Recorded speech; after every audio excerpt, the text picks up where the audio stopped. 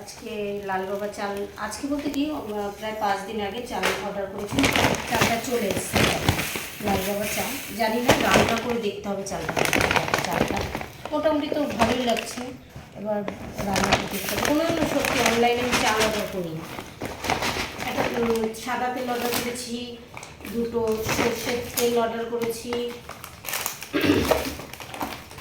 2টো তেজপাতা অর্ডার করেছি, 1 কেজি ডাল, 500 জিরে, মানে গোটা জিরে আর কি, এটা জিরের গুঁড়ো আছে 100 গ্রামের, আর চিনি, এটা ঘরের বাজারে তার মধ্যে লাগিয়েছি। এই কটা জিনিস অনলাইনে অর্ডার করেছি। সব ঠিক আছে, কিন্তু একটা জিনিস ভালো, তোমার তেলটা অফারে কিনেছি আমি, 114 টাকা করে পড়েছে তেলটা।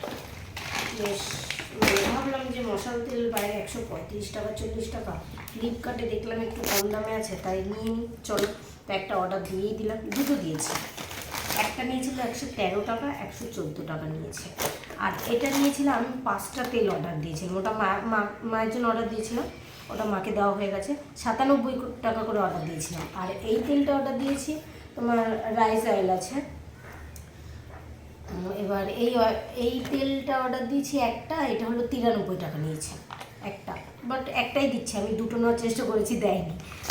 আর এই 50 গ্রাম তেজপাতা, এটা এই যে 50 গ্রামের তেজপাতা আছে, এটা 12 টাকা নিয়েছে, তাই 2টো নিয়েছি।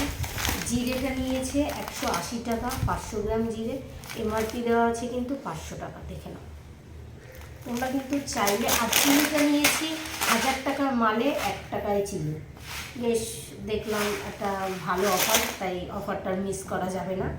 তো যারা যারা অনলাইনে বাজার করতে চাও করতেই পারো, কোনো ব্যাপার না, বাট ভালো কম দামে বেশ কী বলে পুষ্টিকর জিনিস। চলো টাটা পাই।